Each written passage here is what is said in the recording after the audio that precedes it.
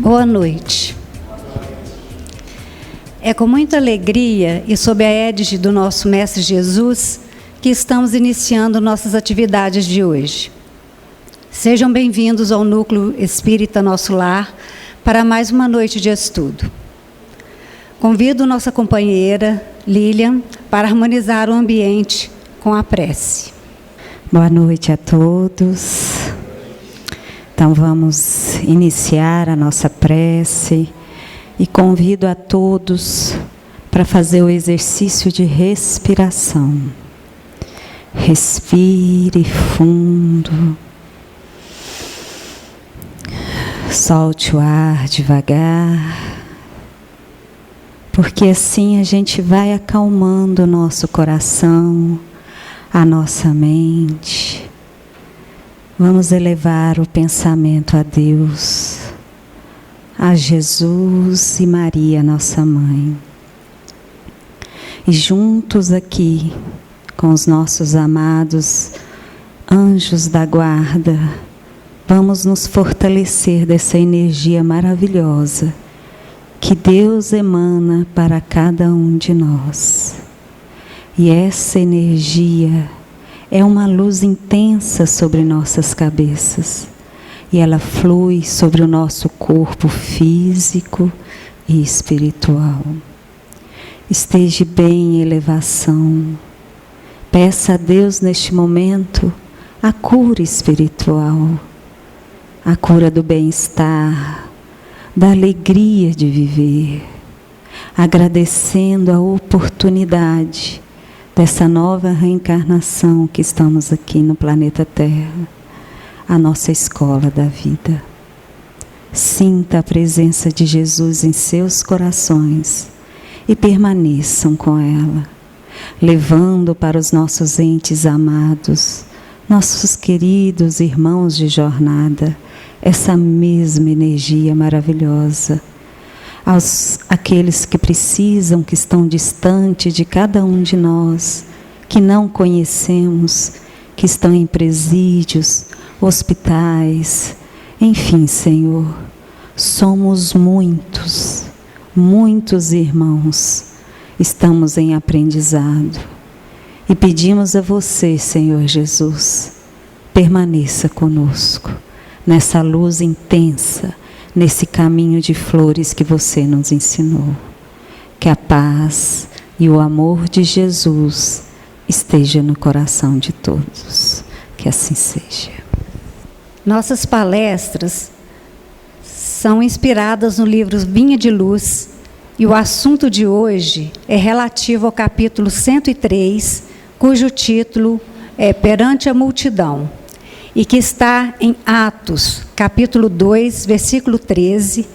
Nossas palestras estão postadas no canal do YouTube Núcleo Espírita Nosso Lar. Inscreva-se e ative o sininho para ser notificado de novas postagens. E para falar sobre o tema Perante a Multidão, é com muita alegria que convidamos agora o nosso amigo Jorge Gabriel, que é palestrante espírita e colaborador aqui do Núcleo Espírita Nosso Lar. Seja bem-vindo, Jorge. Boa noite a todos, muita paz. É muito interessante a gente prestar atenção nessa temática, perante a multidão. Vamos pensar nisso um minutinho? A nossa conversa é uma conversa aberta, tranquila. Nós podemos trocar informações, vocês podem me interromper, perguntar, parar, mandar até eu ir embora se for preciso. Mas queremos que nós fiquemos todos muito, muito tranquilos e muito abertos para conversarmos. Eu, naturalmente, não sou um palestrante. Vocês estão vendo que eu estou aqui para conversar, né? Então, eu não sou um palestrante. Fui anunciado como tal, então, só para corrigir esse equívoco, eu sou um conversador. E um conversador que adotou a doutrina dos Espíritos como orientação de vida. Então, fiquemos à vontade. Perante a multidão, nós estamos aqui numa pequena multidão, estamos? Como é que cada um estamos nos sentindo?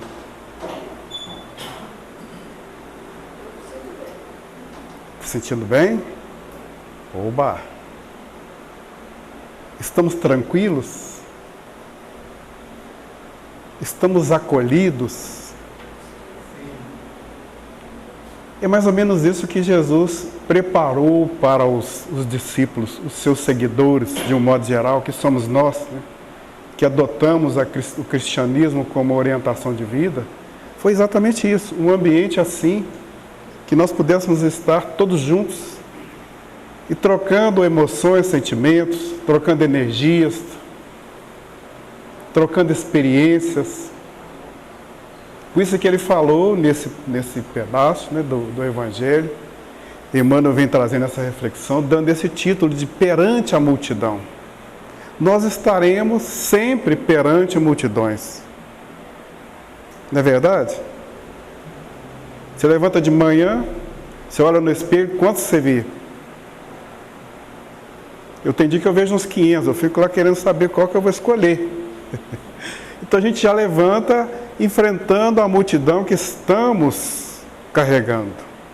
Essa multidão de pensamento, de sentimento, de emoções, de dúvidas, de medos, mas também de muita coragem, de muita abnegação, de muita vontade, porque nós levantamos, olhamos, defrontamos com essa multidão que carregamos, mas saímos à luta, vamos para o trabalho, vamos para os nossos eventos, vamos para os nossos enfrentamentos e vamos viver a nossa experiência, não é isso? Aí a gente sai para a rua, encontra outra multidão. Essa outra multidão está fora de nós. Essa outra multidão é uma multidão, muitas vezes, a que eu mais me identifico com ela, mais do que a que eu carrego comigo. Porque na multidão que está de fora, eu vejo os valores e vejo as dificuldades que eu estou carregando. Se a gente prestar atenção quando a gente anda pelas ruas, a gente olha no olhar do outro e a gente vê assim, nossa, essa pessoa está tão sofrida. Não é a expressão de sofrido? Mas eu olho e falo assim, mas essa expressão que ela está fazendo é minha. Essa é uma dificuldade que eu estou vivendo, é uma experiência que eu estou carregando comigo. Então, essa multidão que eu encontro fora de mim vai me fazendo refletir em torno do que eu tenho que fazer. Do que eu tenho que enfrentar para poder não parar. Se pararmos, nós ficaremos em dificuldades. Então nós vamos enfrentando as multidões pelo caminho. No ambiente de trabalho nós vamos encontrar uma outra multidão, né?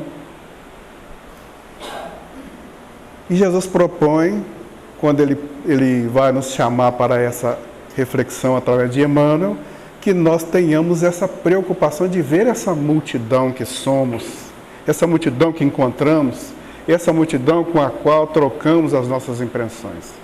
E vai fazer isso, se a gente for olhar aqui e pegar o texto lá do Atos dos Apóstolos, a gente fala assim, mas esse texto não tem nada a ver comigo não.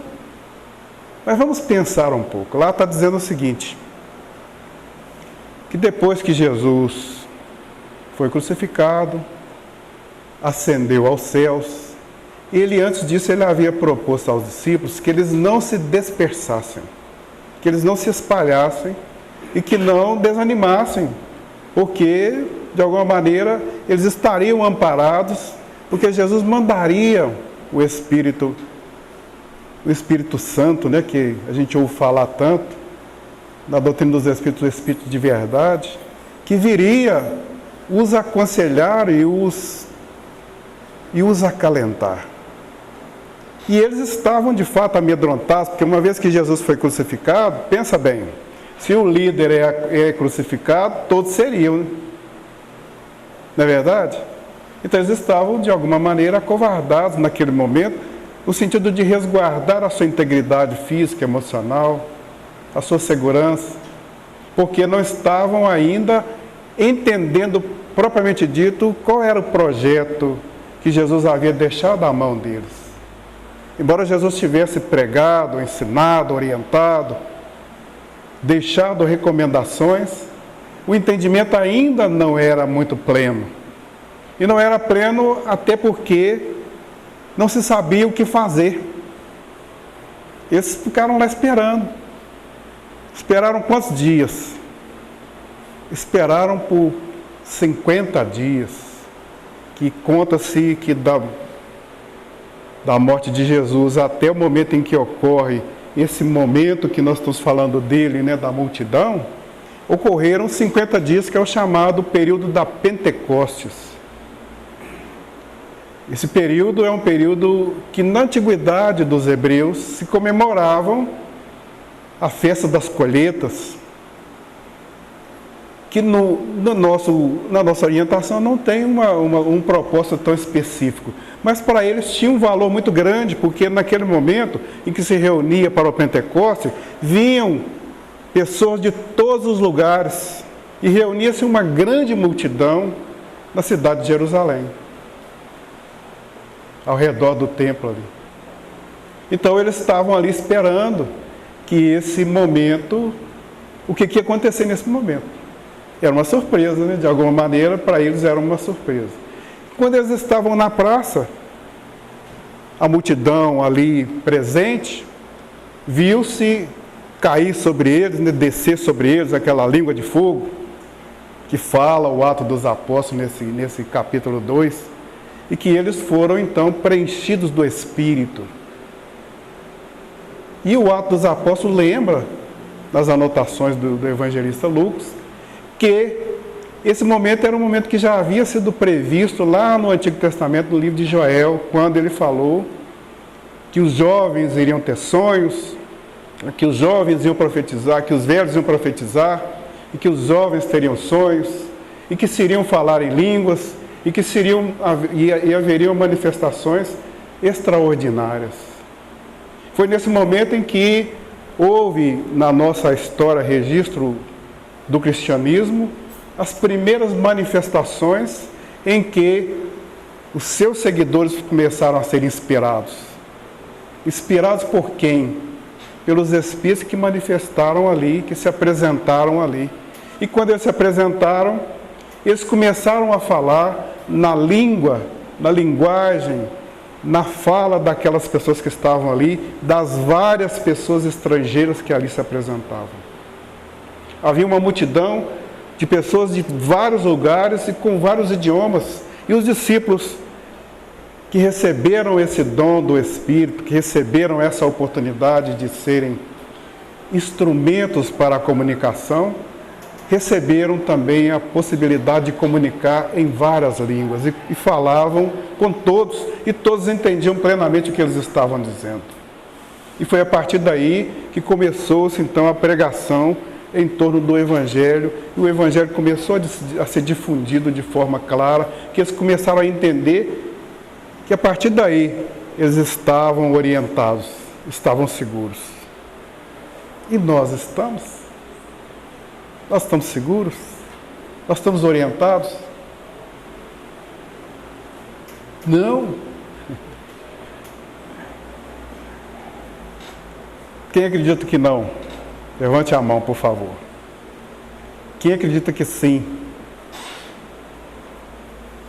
Está com medo de levantar, está na dúvida, não vai, não vem. Mas a gente fica na pergunta, por que nós acreditamos, então? Por que não acreditamos que estamos orientados? Porque, de fato, a dúvida persevera nesse ponto. Acho que você tem razão. Há uma dúvida no nosso senso. Há uma dúvida nas nossas emoções. Há uma dúvida no nosso pensar. Porque ainda não estamos planificados do entendimento. Ainda falta para nós buscar uma orientação mais profunda do que somos, do que estamos fazendo, para onde vamos, qual é o nosso destino. E faltando isso, naturalmente a dúvida persevera. Entretanto, nós temos, no geral, uma certeza de que estamos orientados. No geral, nós temos essa certeza porque nós levantamos pela manhã e saímos para as nossas atividades. Nós enfrentamos as dificuldades de todos os dias, nós lutamos contra as nossas adversidades e nós fazemos a vida acontecer a cada momento com os nossos esforços. Então há em nós latente essa resposta positiva de que nós nos sentimos amparados. E sentir amparado significa dizer que ainda que nós não compreendamos plenamente, nós sabemos que nós não estamos largados ao vento, né? Nós não estamos soltos no ar, não é verdade? Nós estamos amparados por uma orientação que vem dessa nossa intimidade, e que essa intimidade nossa foi soprada através do tempo, depois que Jesus veio ensinar a Boa Nova. E quando ele veio ensinar a Boa Nova, ele deixa esse registro firme, categórico: não estamos sós, estamos na multidão. E estando na multidão, já é um indício de que, trocando as nossas impressões, um e outro se amparam, um e outro nos amparamos. Então nós nos asseguramos a partir daí. Então quando fala lá, e os outros zombavam, estavam zombando, diziam: estão cheios de mosto. Ali já tem a explicação no final que mosto, né, é uma coisa diferente, né? Na gramática, a orientação de que esse mosto, ele servia para preparar a fermentação do vinho. Então eram uvas novas, né? Uvas qualificadas, que se tiravam dela o bagaço, ou como diz na linguagem jovem de hoje, a bagaça, né? Tira o bagaço, e esse bagaço serve para ajudar a fermentar e produzir os vinhos. Então é um pré-vinho, né? Então, e também era consumido como essa iguaria de servir de suco, de hilariante, né? De vinho de alguma maneira. Embora a linguagem ali, né, significa o novo, o jovem, exatamente porque eram as uvas novas que eram colhidas e feita essa maçaroca, e essa bagaça era posta junto com o líquido que serviria para transformar-se em vinho, que era o suco da uva. Então, lá eles foram acusados de que estavam embriagados, que estavam bêbados, porque haviam consumido esse mosto, né? Então zombavam-se deles, porque eles estavam falando em línguas, porque eles estavam falando em profecias, né? Que eram dando orientações, fazendo ensinos, fazendo pregações. E aí acreditavam-se e falava-se que eles estavam então embriagados. E aí Pedro, o seu destemor, sobe ao púlpito, né? Sobe na pedrinha lá e começa a fazer o seu discurso, o primeiro discurso de Pedro, na verdade. E ele começa então a dizer a respeito da Boa Nova, a respeito do Cristo, a respeito das promessas do Cristo. E Emmanuel vem falando então para nós que nós estamos junto, recebemos, junto com eles, nós recebemos essa promessa, que vem transladando conosco ao longo da nossa jornada e seguirá conosco ao longo de onde nós tivermos que ir. Por isso, nós estaremos sempre em multidões. E ele vai dizer, vamos lá começar do começo, para a gente entender bem, aí vocês podem perguntar e participarem, tá? A lição colhida pelos discípulos de Jesus no Pentecostes, então Pentecostes foram 50 dias após a morte de Cristo, que na antiguidade eram contados os 50, haviam 3 festas importantes entre os hebreus, e contava-se pelo tempo. Entre uma e outra havia um tempo. Entre esse Pentecostes, que era a última festa, havia a festa da colheita, a festa do trigo, a festa de várias festas. Mas 3 eram importantes, e essa era a mais importante porque nela combinava-se exatamente com essa multidão que se reunia na praça para poder celebrar a produção que era feita do milho, do trigo, da época, e eles celebravam trocando uns com os outros o que tinham produzido. Mas nesse momento aí a lição então colhida é essa lição de que nós estaremos em multidão exatamente por isso, porque nós estaremos sempre necessitados de trocarmos uns com os outros. Nenhum de nós vai caminhar sozinho. Nenhum de nós vai conseguir resultados sozinhos. O esforço de vencer as nossas etapas, ele é individual. Ele está gravado em nós como um compromisso severo de que a responsabilidade é nossa. Mas nós nunca estaremos sozinhos, porque sempre terá alguém que nos orienta, que nos anime, que nos encoraje.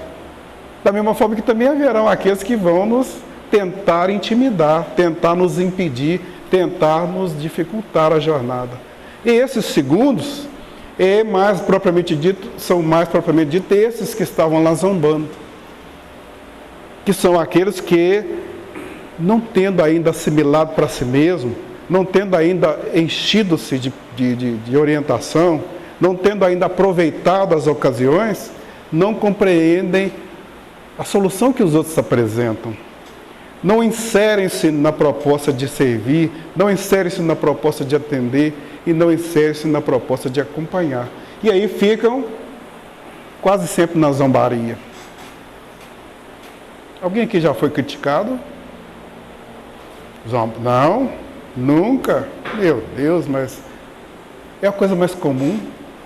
Nós sermos levados à conta de quem ainda está no atraso, está na dificuldade, está no prejuízo. Não é verdade? Muitas vezes nós somos levados à conta de quem ainda não conseguiu chegar aonde precisava. E ocorre que esses que o fazem também com o esforço de querer nos estimular. Embora a gente não aceite muito, a gente não aceita muito uma crítica, não aceita muito uma fala contrária aos nossos interesses, não aceita muito alguma coisa que não está dentro daquilo que eu quero, que eu gosto. Não é mesmo? E quando eu estou nesse ponto, chega sempre alguém que vai nos alertar: olha, esse caminho não está muito de acordo, não. E normalmente vem da maneira mais dura, né? Porque pega exatamente nesses pontos frágeis que nós carregamos. Nosso orgulho, nossa vaidade, né? Esses pontos frágeis, eles são bem destacados em nós para aqueles que já nos conhecem a longa data. Aquele que nos critica já nos conhece a longa data. Muitas vezes ele convive conosco assim, plena e constantemente. E nós, nessa convivência, vamos trocando essas impressões que nós falamos, sentimentos e emoções, e vamos deixando ver quem somos, o que somos. E quando nós deixamos ver o que somos e quem somos, aquele que lê é capaz de fazer apontamentos. Não é? Ó, você não fez isso assim. Ó, você deixou de fazer aquilo outro. Ó, você não foi em tal compromisso. Não é? Porque nós estamos dentro desse projeto em que todos nós teremos que alcançar um grau de melhoria. E o grau de melhoria depende de nós quebrarmos essas fragilidades que carregamos. Então, quando o orgulho toma conta de nós ficamos um pouco para trás. Quando a vaidade nos toma, nós ficamos um pouco para trás. Quando o medo nos toma, nós ficamos um tanto para trás. Exatamente porque não tivemos ainda condições de dar um passo à frente e superar e vencer esse momento. Quantas vezes nós carregamos mágoa por longas e longas datas, né? Raiva de alguém. Fulano falou isso de mim, eu não perdoo. Quantos caminhos nós deixamos de perseguir, quantos passos nós deixamos de dar no nosso projeto de avanço, remoendo, revolvendo e não nos encorajando para mudar. E aí, nesse momento, quando eles zombavam, né, Pedro teve a atitude de levantar-se de junto dos seus companheiros e começar uma pregação. É isso que se propõe, que nós, ao sermos afetados nos nossos melindres, que nós não fiquemos parados neles. Que nós olhemos para ele com muita coragem. Eu sou medroso, então eu tenho que criar coragem para eu não ser mais medroso. Eu sou raivoso, eu tenho que começar a pensar que essa raiva está me corroendo, me consumindo, me maltratando. Eu sou egoísta, eu tenho que assimilar isso e colocar no meu propósito a vontade de que isso não me engula, não me consuma. Porque, em verdade, é esse momento em que nós ficamos parados, que nós deixamos as coisas acontecerem e que vamos dando passos atrás, que nos tem causado grandes danos. Que nós temos chamado isso de sofrimento. Então, quando o sofrimento nos toma, é preciso que a gente pare e pense nisso. E eu vos convido a isso. Porque eu tenho me convidado toda hora. Pare e pense no que está acontecendo. Se eu estou meio acabrunhado, eu vou pensar, por que eu estou acabrunhado? Se eu estou aborrecido, eu tenho que parar e pensar a respeito. Eu tenho que procurar me conhecer para que eu não seja alvo desta lição que me atinge plenamente quando eu estou fragilizado, eu estou descuidado. E nós vamos vendo ainda que essa revelação eterna, então, como diz o Emmanuel, continua em todas as direções.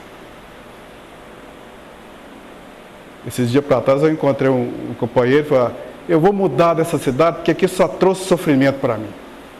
Aqui só me deu atraso, só me deu angústia, vou mudar daqui. E aí nós sentamos e conversamos um pouco, eu falei com ele, olha, você vai mudar. Eu até concordo que você mude, porque às vezes os bons ares nos fazem refletir melhor, né? Mas você vai levar o quê? Aí ele pensou, eu vou levar minhas coisas. E você vai levar quem com as suas coisas? Eu vou me levar. Então nós vamos aonde? Nessas várias direções nós estamos indo. Não há lugar em que eu esteja que eu não sou o que eu sou. Eu sempre serei o que eu sou em qualquer lugar. Aí eu vou ali para Santanense, porque aqui no Piedade, eu já não estou me sentindo bem. Não adianta, porque eu estou me levando. E quando eu me levo, em todas as direções, eu estarei numa multidão contrária àquilo que eu estou construindo, aquilo que eu já construí. Por isso é preciso fazer essa reformulação, esta nova orientação e tomar essa nova diretriz, né? Lá no texto fala que os apóstolos, a multidão, toda a multidão ouviu o som do vento como um vento veemente, impetuoso, né? Um vento forte, um vento que arrasta, que balança, que derruba as folhas das árvores, que mexe com a estrutura das coisas. Um vento bem intempestuoso, né? E línguas de fogo. E línguas de fogo. E essas línguas de fogo desciam sobre a cabeça dos discípulos, né? Lá no Atos dos Apóstolos fala que toda a multidão se beneficiou dessas línguas, da vibração ou das emoções que essas línguas derrubaram sobre eles. Mas elas caíram especificamente sobre aqueles que já estavam ali prontos para uma tarefa. Nós estamos prontos para nossas tarefas?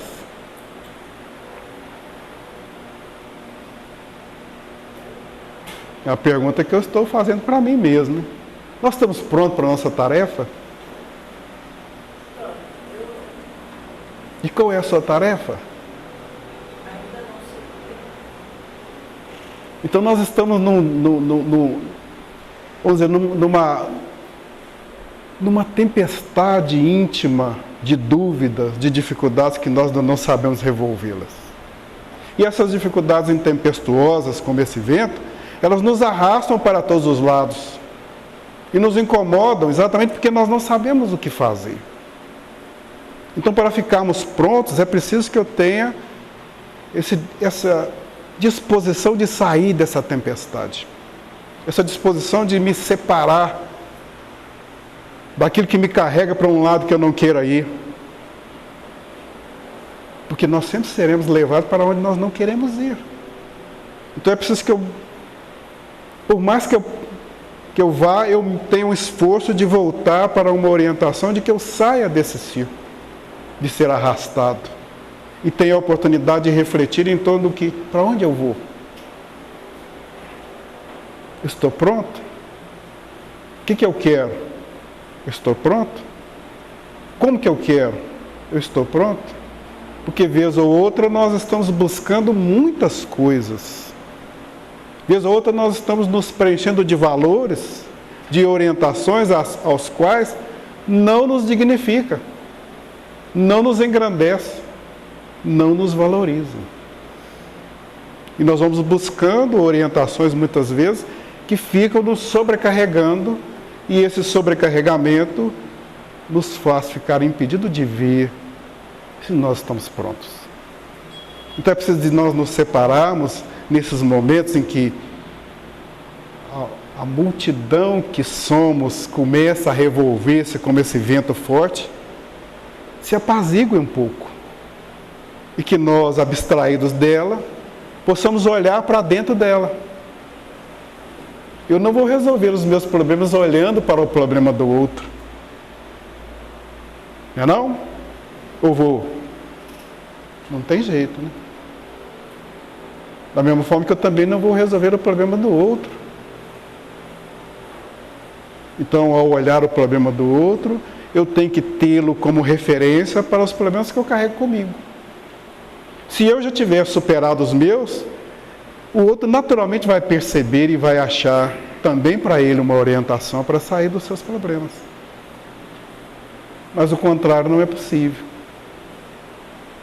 Não é? Por mais que nós recebamos a orientação, o aconselhamento, o esclarecimento, o consolo, é necessário que eu tome essa diretriz e saiba o que eu quero, se eu estou pronto ou se eu não estou pronto. É indispensável que eu reconheça que se eu não estou pronto, as orientações ainda não me preencherão. Não serão suficientes. Para carregar um caminhão de orientações, não vai bastar.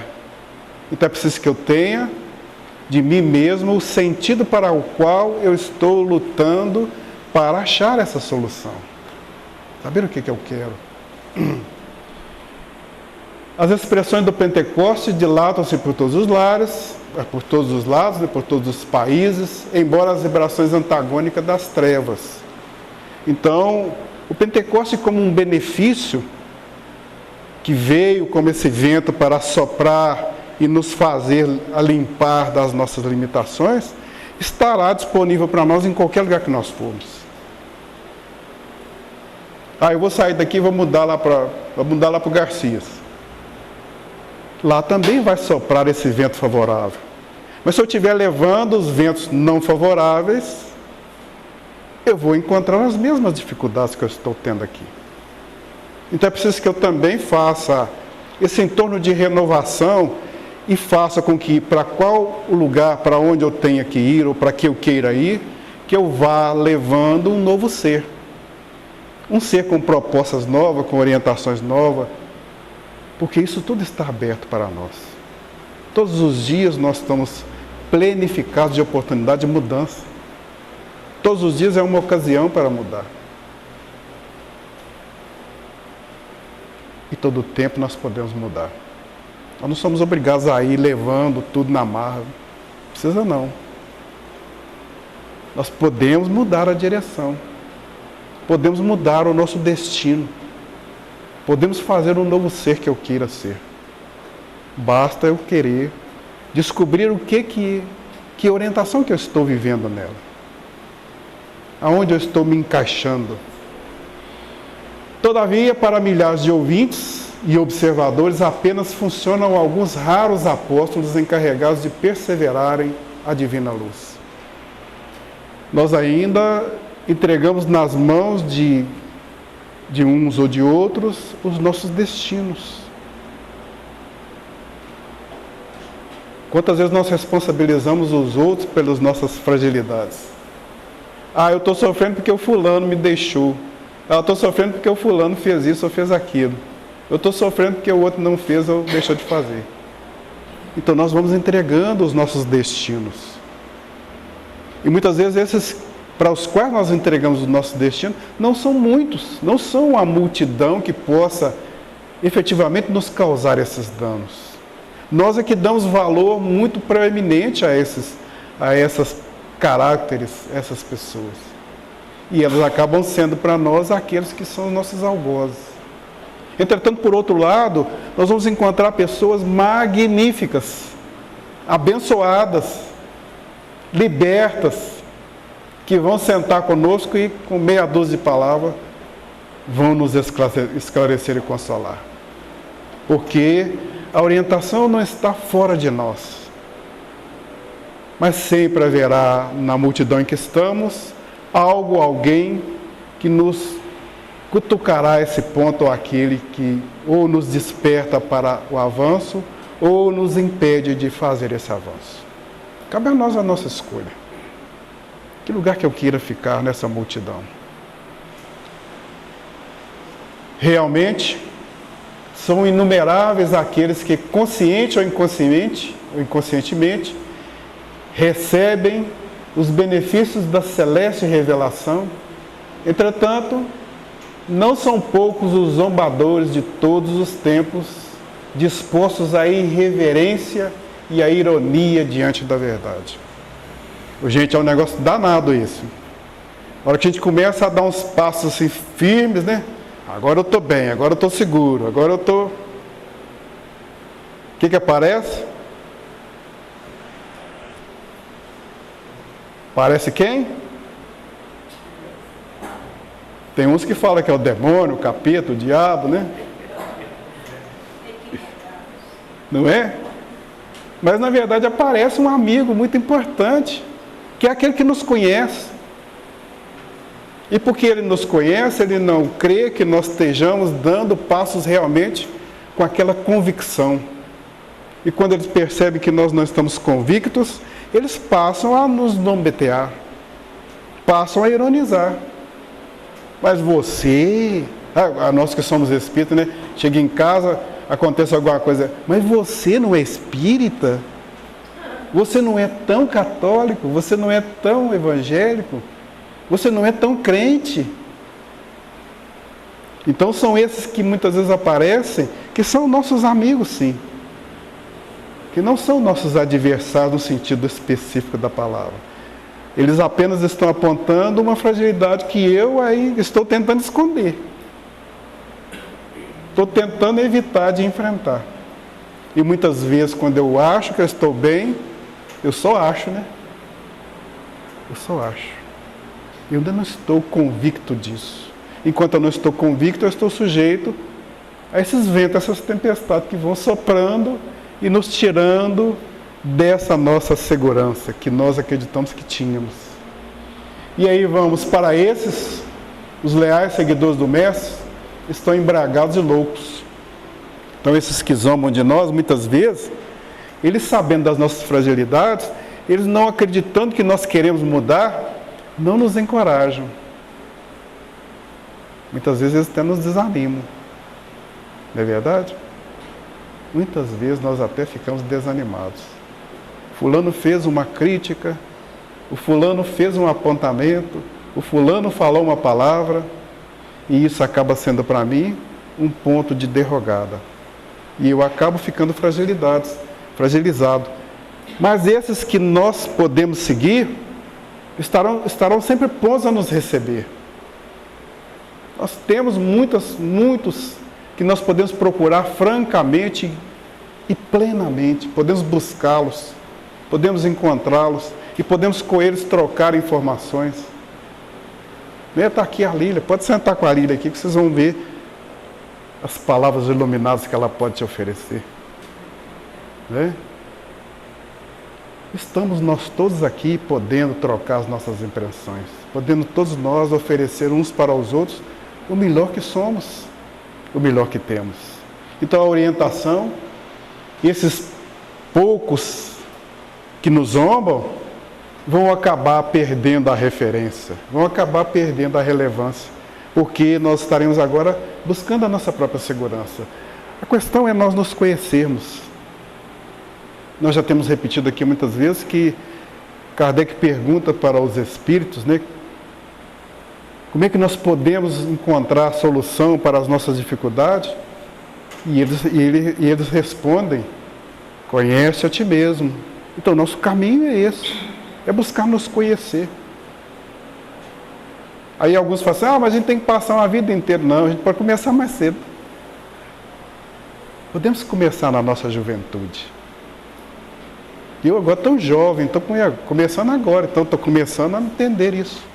Que nós estamos planificando as nossas oportunidades à medida que nós tenhamos essa busca de nós mesmos, saber quem somos, como estamos, o que podemos fazer ou deixar de fazer. Nós podemos aceitar ou não o que vem de fora de nós. Mas só nós podemos fazer essa escolha quando nós já tivermos tido para nós mesmos a certeza de que nós estamos no caminho correto. A doutrina dos Espíritos nos oferece todas essas soluções. Ela nos disse, desde quando ofereceu-nos o livro dos Espíritos, que nós somos seres eternos, que nós estamos caminhando para a perfeição e que essa perfeição é uma construção de cada um de nós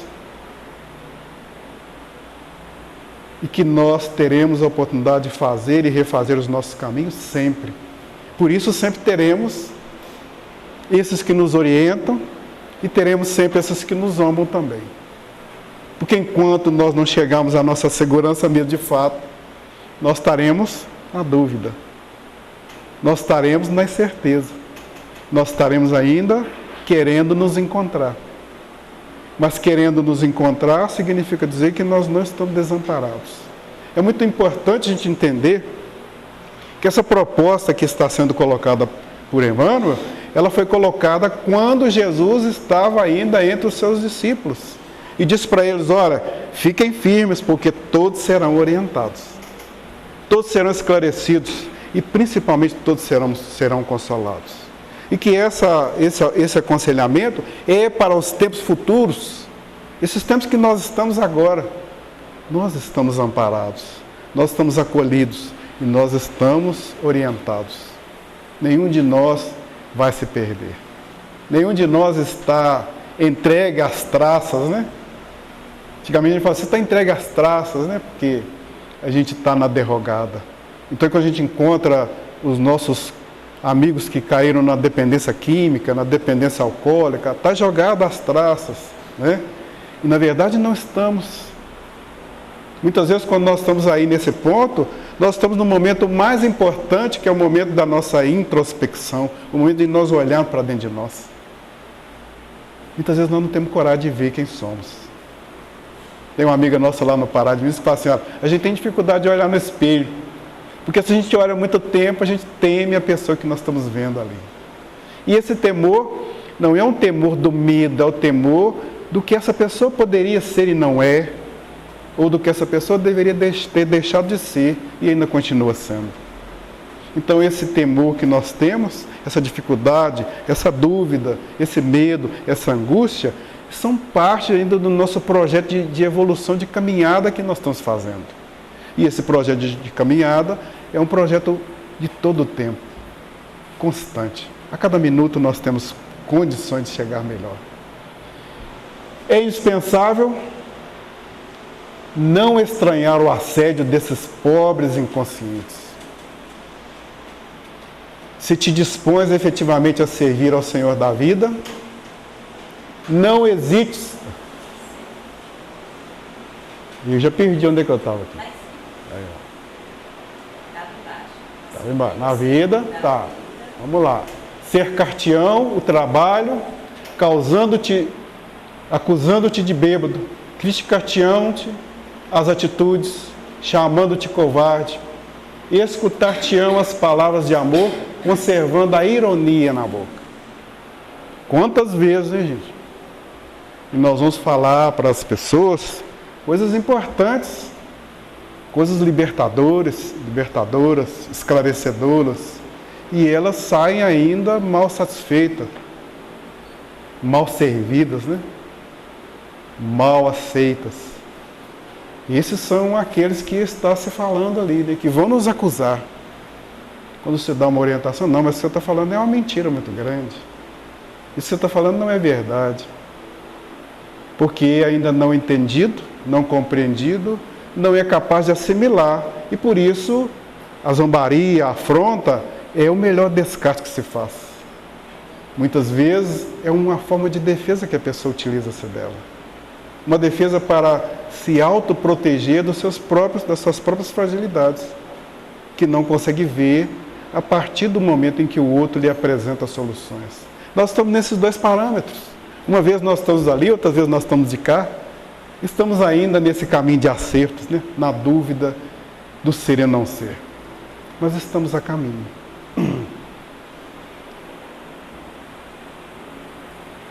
Para eles, a tua abnegação será envilecimento, a tua renúncia significará incapacidade, a tua fé será interpretada à conta de loucura. Não é? Nós falamos antes, né, que a gente encontra os companheiros, mas você está lá na casa espírita, o que você está fazendo lá? Aquilo lá não é lugar para você, não. Você está na igreja, a mesma coisa. Você está participando do culto evangélico, a mesma coisa. Olha, aquilo lá não é para você, não. Sai de lá, que isso aí vai te trazer atrasos, né? Isso aí está te prejudicando a sua vida. Nós vamos ouvir isso na nossa família, entre os nossos amigos, nos companheiros que nós encontramos. Por que nós vamos ouvir isso? Porque nós estamos fazendo para nós uma nova proposta que o outro ainda não é capaz de assimilar. E se ele não é capaz de assimilar, naturalmente ele não consegue compreender que nós queremos uma escolha melhor que aquela que fazíamos antes. Eu lembro quando eu fumava, vamos usar o meu exemplo aqui, vocês me perdoem usar a mim mesmo. Eu lembro quando eu fumei muito tempo. E quando eu comecei a querer parar de fumar, não, para com isso não, isso é bom, fumar é tão bom. A gente descontrai, a gente relaxa, né? Não é verdade? E quantas madrugadas você tinha que sair de casa para caçar cigarro, na onde que tinha, onde não tinha? Epa, né? Então até que a gente consegue vencer isso, não é? Sandoval, 24 horas. Então até que a gente consegue superar os nossos próprios limites, nós vamos encontrar esse paralelo. Esse paralelo é que é onde nós estávamos. E onde nós estávamos para sair dali, não basta que eu chegue para cá. É necessário que quando eu chegue para cá, eu tenha uma postura de que eu não vou me deixar convencer, pelo contrário. A doutrina dos Espíritos tem nos oferecido isso, ela dizendo, olha, agora nós sabemos que nós vamos reencarnar. Não é verdade? Se nós sabemos que nós vamos reencarnar, então quando é que eu vou melhorar? Eu não posso pensar que eu vou ter uma nova reencarnação e que eu vou melhorar depois. Porque se eu pensar assim, eu estou ficando naquele mesmo ponto do paralelo. Então eu tenho que começar a melhorar agora, para quando eu puder fazer uma nova encarnação, uma reencarnação, eu possa estar melhor do que eu estou agora. Enquanto eu não penso assim, eu estou no paralelo. Então, toda vez que nós queremos dar um passo para a melhoria, haverá sempre esse confronto de mim para comigo mesmo em relação aos que me conhecem. Porque eles sabem das minhas fragilidades até aquele ponto. Mas a partir do momento que eu tomo a decisão, eles já não sabem mais. Então, se eu levo a conta o que eles falam, eu vou ficar no prejuízo. É necessário que eu compreenda que eles vão estar sempre por aí. Não são inimigos nossos, e nem são adversários no sentido prático. São aqueles que, não concordando com a nossa mudança, gostaríamos que nós ficássemos no mesmo ponto que estão, ou que estávamos juntos, ou que estivemos juntos. Então aí nos criticarão, nos assediarão, né? Nos cercarão, nos criticarão, escutarão, mas não nos darão. Para de fumar, eu fiz um bem para mim, para também. Não, eles não vão escutar. De uma certa forma, seriam nossos alertas? São os nossos pontos de firmeza, né? De confirmação propriamente dito, onde eu vou ouvindo tudo isso, vivendo tudo isso, pensando, não, eu mudei, acho que foi bom. Porque se eu volto atrás, eu lembro que foi uma luta parar de fumar, se desculpem o meu exemplo, foi uma luta que eu levei 1 ano. Então toda vez que eu parava, no outro dia eu fumava dobrado, triplicado, e era uma angústia. Até o dia que eu tive essa certeza de que eu não precisava mais. E aí a gente vai fazendo essas reformulações, e aí a gente não encontra mais esse obstáculo. Porque mesmo quando os companheiros vêm, olha, vamos pitar um, porque depois você para, toda hora aparece um, né? A gente fala assim, não, agora essa opção não serve mais para mim. Ele fala, mas que bobagem, vamos fumar só um. Depois você para. E a gente não para mais. Então é necessário que eu tenha essa convicção de que eu saí daquele ponto, que aquele paralelo existe, que eu vou encontrar-me com ele, que ele vai me defrontar, mas que é preciso que eu dê esse passo favorável a mim mesmo e tome essa decisão por mim mesmo, conhecendo que está na minha intimidade, conhecendo o que está na minha inteireza, conhecendo aquilo que me liberta de verdade. Então é necessário que eu faça esse ponto, né? Não hesites, diz Emmanuel, porém no espírito de serviço. Permaneces como os primeiros apóstolos, né? Quando Pedro levantou entre os companheiros, ele ergueu a voz, calou a multidão e foi ouvido durante muito tempo. E depois da sua pregação, diz lá o texto que centenas e milhares se converteram ao cristianismo. Porque quando eu não paro, quando eu não hesito, eu crio mais coragem de ir mais além. Né? Eu lembro as primeiras vezes que eu subi aqui nesse palanque, foi, gente, esse negócio aqui não é brincadeira não é para mim não, né? Mas aí à medida que a gente vai compreendendo que os companheiros estão nos ouvindo, nos assistindo, que essa multidão está nos acolhendo, nos amparando e nos orientando, nós vamos vendo que não é tão impossível. É uma responsabilidade, mas não é impossível. Né? E acaba sendo, depois de ser possível, um compromisso que nós não podemos deixar mais de cumprir. Foi assim que os apóstolos começaram na permanência. E permanecem como os primeiros apóstolos, nas grandes praças. Onde é que são as nossas grandes praças? A minha é lá em casa. A de vocês eu não sei. A minha é na minha própria casa. Né? Que começa por ali. Mas eu tenho também o ambiente de trabalho, tem a vida social, tem os grupos de amigos, tem os grupos de WhatsApp, né? De Facebook, não tem? Instagram. Tudo isso são essas grandes praças que nós estamos envolvidos nela. E que estando nela nós vamos ter esses conflitos. Nada vai ser completamente como eu quero. Nada vai ser plenamente como eu gosto. Nada vai ser inteiramente como eu espero. Mas eu, tendo a minha convicção, estarei planificado sempre em qualquer circunstância, em qualquer orientação. Então permaneces aí. Esse último parágrafo é para coroar o nosso encontro, né?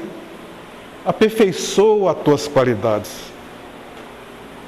de recepção onde estiveres, porque o Senhor te chamou para intérprete da sua voz, ainda que os maus zombem de ti. Cada um de nós é intérprete de Deus. Cada um de nós. E temos esse compromisso de onde quer que nós estejamos, o representar. E o representar significa dizer que nós devemos nos portar com a maior dignidade possível, com o maior respeito possível, com a maior convicção de que nós queremos que o ambiente onde nós estejamos esteja bem, tanto quanto nós queremos estar bem nele. Se nós chegarmos num ambiente, como diz a minha amiga ali, que ela saiu dali, você chegou sorridente, né? Porque quando nós chegamos no ambiente, nós devemos chegar com essa disposição de querer que o ambiente esteja tão bem quanto nós nos apresentemos a ele. Deixo ainda para a nossa reflexão uma última frase do Evangelho de Mateus, ditada por Jesus.